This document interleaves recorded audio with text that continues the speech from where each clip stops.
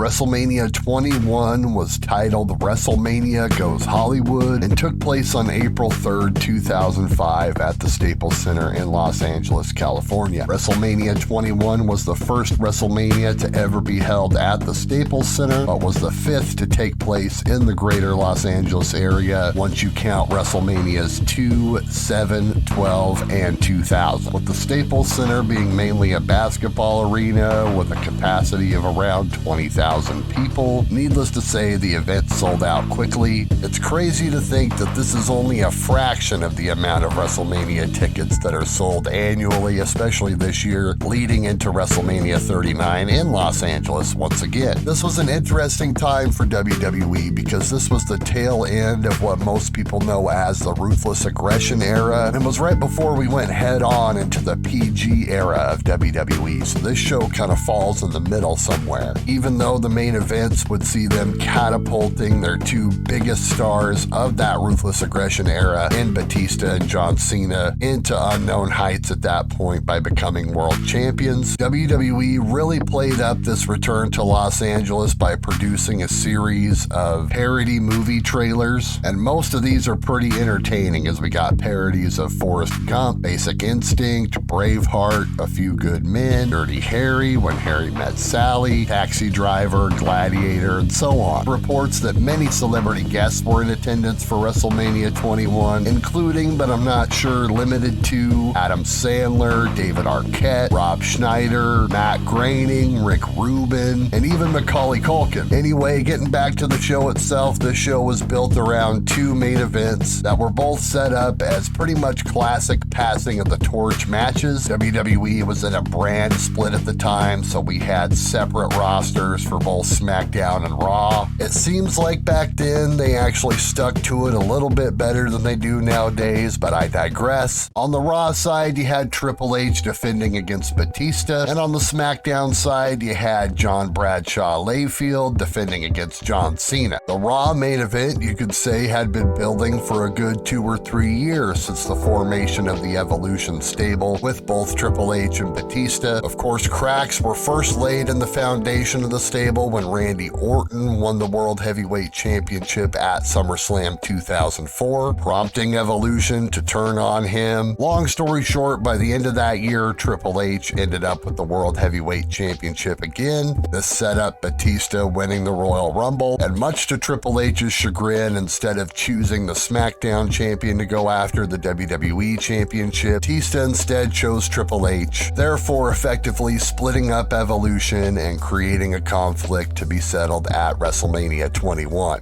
On the SmackDown side, for the WWE Championship, you could kind of say that it was maybe a little bit more thrown together. John Cena, of course, had just won the United States Championship at WrestleMania the year prior, and he had been on an upward trajectory ever since. JBL, of course, was doing his thing as the heel champion that led the WWE SmackDown brand at that time, but the build for this came rather late because, of course, John Cena did not win the Royal Rumble. They waited to build this until No Way Out pay-per-view the next month, where Cena defeated Kurt Angle in a tournament final to win the right to face JBL or whoever the champion would be at WrestleMania 21. They did a nice quick build to their match, which was fine. But looking back on it, I could see how a lot of fans could see as this was kind of the beginning of their love-hate relationship with John Cena. I remember thinking to myself at the time it was just a little bit too soon, and I think a lot of other fans felt the same way. But when WWE wants to make a guy, they want to make a guy, and they're determined. They don't care how the fans feel, and if the fans feel like it's time yet, obviously, as we see here in this case with John Cena, it happened, and we were going full force into it. Kurt Angle and Shawn Michaels was also set up during the Royal Rumble match. Shawn Michaels eliminates Kurt Angle from the Rumble. Kurt Angle attacks him afterwards. After the dust settled and Angle was not on his way to facing JBL for the championship, Shawn Michaels then threw out a challenge to Kurt Angle to wrestle him at WrestleMania. From there, they had a pretty standard build-up to the feud where they just kind of attacked each other back and forth and then did some promos on each other. But the build-up build-up is very memorable. They did do a couple of neat things here during the build-up. Kurt Angle dug up Marty Jannetty and they had a match where he tapped out to Kurt's ankle lock. Kurt Angle then brought out Sensational Sherry and proceeded to do a parody of Shawn Michaels' entrance music. Well, Randy Orton and Undertaker is interesting because, as mentioned, Orton kind of became the sacrificial lamb after winning the World Heavyweight Championship at SummerSlam 2004. Triple H and Evolution turning on him made him babyface, which all in all, I think we can all agree just didn't quite work at the time. So after losing the title, Orton was in kind of a weird place because they had already made him by making him champion. At the same time, it feels like they were trying to cool him off a bit, and we're gonna see a theme develop here over the next few years with the Undertaker's streak, where WWE basically uses that as like another title match kind of for a lot of years. Kind of becomes a thing where if you're not in the main event world championship match, well, the next best thing is to be in the Undertaker match, and this would happen for several years. Started out simple enough with just Randy Orton basically just challenging the Undertaker, saying that he's gonna end the streak. At first, Orton kind of kept it cordial because he was technically still a babyface at the time, but they went ahead and decided to go ahead and turn him full heel during this time as well by having him attack people like Jake the Snake Roberts and Stacy Keibler. Other than that, they kept the build-up for this one though pretty limited, besides a little appearance from Cowboy Bob Orton, Randy Orton's father. WWE also built to the first ever Money in the Bank ladder match. This is where it all started with this match, and there's a couple interesting stories that surround it. Allegedly, the first idea of this match was that it would actually be called a Hollywood Dream ladder match and was originally supposed to be won by Rob Van Dam so he could wish back ECW into existence, which would happen that summer. Well, long story short, Van Dam didn't even end up being in the match. The concept was changed to Money in the Bank, where the winner would get a title shot anytime, any place they wanted within a year. And basically this was a match where they ended up throwing together all the workhorses, all the good guys that were left on the card that needed some kind of a big match. And this included Chris Jericho, Christian, Chris Benoit, Edge, Kane, and Shelton Benjamin. Speaking of guys being thrown together, that there was a 30-man battle royal on the pre-show, which was won by Booker T. Show opens with Rey Mysterio and Eddie Guerrero, which was a match that didn't really have much build. It didn't have much story yet. It was more of kind of the beginning of a story that they would continue throughout the year. We then cut backstage to a cute little interaction between JBL and Orlando Jordan and Triple H and Ric Flair, where they basically just talk trash about each other and then just say, hey, we'll see you at the end of the night, brother. Next up, we got the first ever Money in the Bank ladder match, which, just to break it all down, included a bunch of dives over the top, topes everywhere, into crowds of people, on and off of ladders, and so on. I believe this is actually one of the first times we saw the inclined ladder move that Shelton Benjamin used to go ahead and run up like a ramp. Everyone did stuff here. It was pretty crazy for its time and put a whole new spin on the ladder match, and of course this match would develop into its own premium live event. In the end, Edge ends up climbing the ladder and winning the match. Spoiler alert, he cashes it in and wins about 8 months later. Next up, Eugene came down to the ring for a promo, gets interrupted by Muhammad Hassan. Hulk Hogan ends up coming out and saving the day, brother. I guess they figured they had to force Hogan in here after they didn't have him do jack at WrestleMania 20. In the third match of the night, we had Undertaker, Randy Orton. Match was okay, nothing really groundbreaking, nothing that would really stick out on Undertaker's resume of WrestleMania matches. You gotta think, there was maybe some people who were campaigning for Randy Orton to go ahead and end the streak because perhaps maybe they thought that he needed something to excel to the next level, but in the end, he didn't really need all that, and thank goodness that didn't happen. The next match was the Women's Championship match with Trish Stratus against Christy Hemme. This was short and sweet. Trish Stratus gets a WrestleMania title title defense and Christy Hemme got the spotlight for a second. This is just super weird to look back at. Next up, Shawn Michaels and Kurt Angle, and quite frankly, this match kind of saved the whole show in my opinion. Money in the Bank was great. It was hard for Taker and Orton to kind of follow that up, and then you had the lackluster little quick women's match. This picked things up